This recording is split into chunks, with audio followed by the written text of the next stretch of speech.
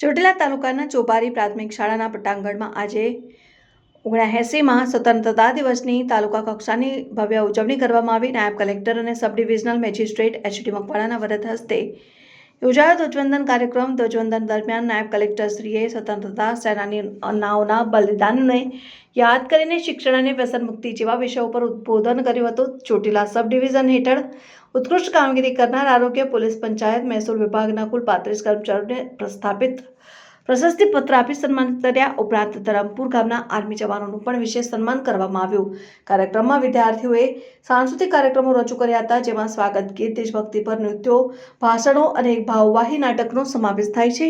આ નાટકમાં આર્મી જવાનની શહીદી અને તેના પરિવારની લાગણીઓનું સુંદર નિરૂપણ કરવામાં આવ્યું હતું. અને કાર્યક્રમ બાદ શ્રી મકવાણાના હસ્તે વૃક્ષારોપણ પણ કરવામાં આવ્યું. ઉજવણીમાં મામલતદાર, પોલીસ ઇન્સ્પેક્ટર, વિવિધ વિભાગોના અધિકારીઓ, કર્મચારીઓ, આસપાસના ગામના નાગરિકો મોટી સંખ્યામાં ઉપસ્થિત રહ્યા.